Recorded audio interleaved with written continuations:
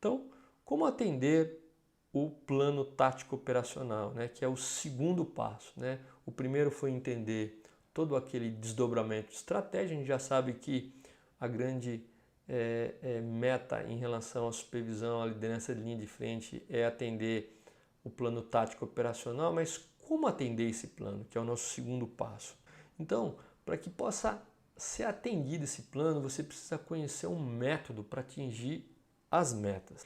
Então, do que eu estou falando? Geralmente você está num ponto A, né? Você conhece uma situação inicial, você precisa chegar a um determinado ponto, já foi definido no desdobramento estratégico, você sabe estar lá no nível tático e no nível operacional a meta que você deseja chegar, e você vai precisar construir um caminho para sair de um ponto e ir para o outro, pessoal.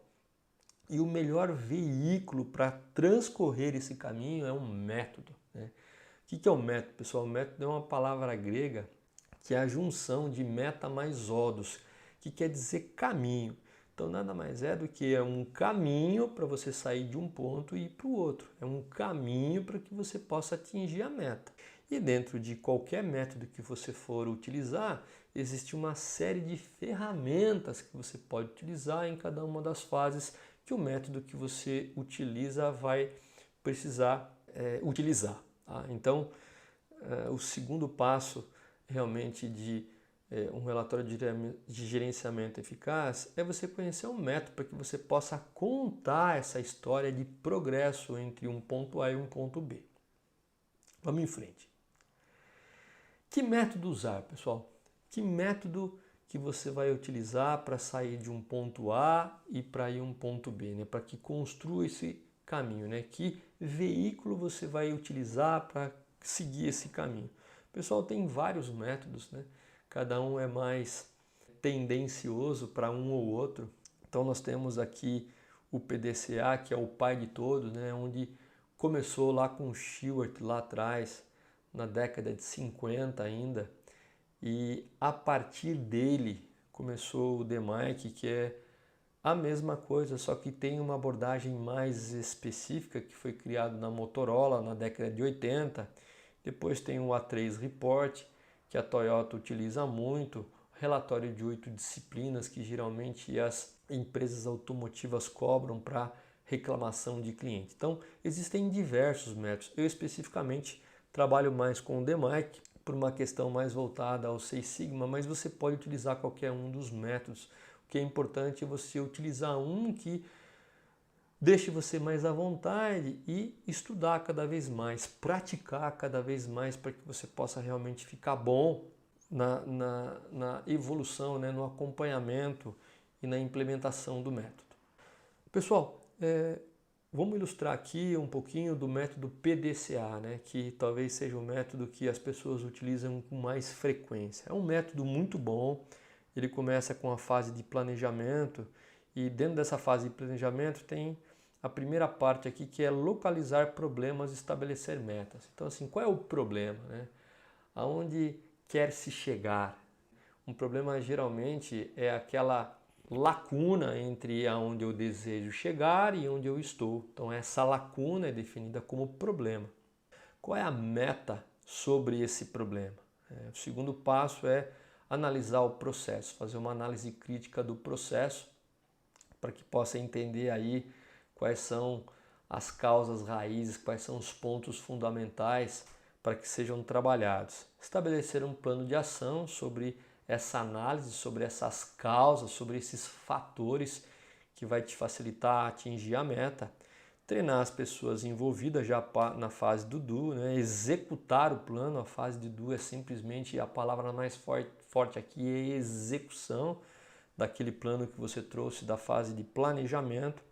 A parte checar é verificar se as metas estão sendo alcançadas, se aquilo que você determinou e através das ações aqueles dados começam a indicar uma certa tendência em relação a onde você quer chegar. Se não estiver tendo uma tendência, precisa voltar na fase de análise de processo e verificar novas ações, novos fatores e se realmente está atingindo, né, se está indo em direção à meta, precisa de fato implementar o método para que ele seja padronizado juntamente com as equipes. Aqui, ó, padronize a tarefa e treine a equipe. E a médio prazo, se aqueles resultados não tiverem consistência, né, se não funcionar, aí vai ter que girar novamente o PDCA, voltando aqui na análise de processo, né? E se realmente tiver resultado, aquele pequeno ajuste, se necessário, é feito em cima da padronização e dá sequência novamente num outro ciclo chamado de SDCA, que é a parte de manutenção dos padrões.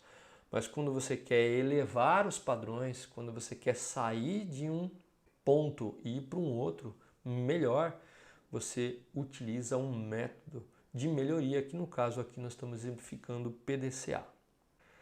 Pessoal, aqui está uma dica para você, é um exemplo que eu criei de PDCA um pouquinho mais simples, que pode ser incluído na gestão da rotina do supervisor quando ele deseja elevar padrões.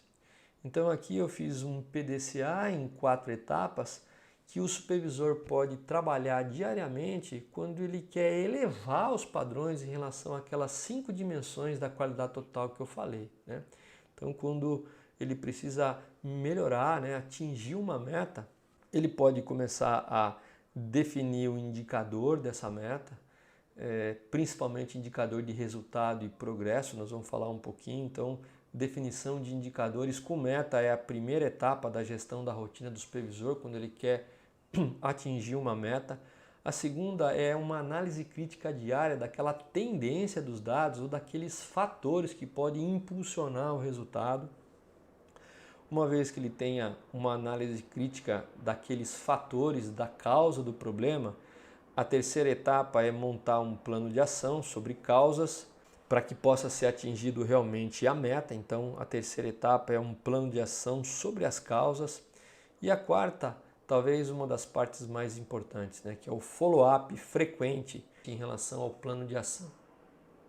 Então, uma vez que você tenha um plano de ação definido, é importante que você faça o acompanhamento frequente daquelas ações, bem como a padronização daquelas melhorias, se você conseguiu chegar no objetivo.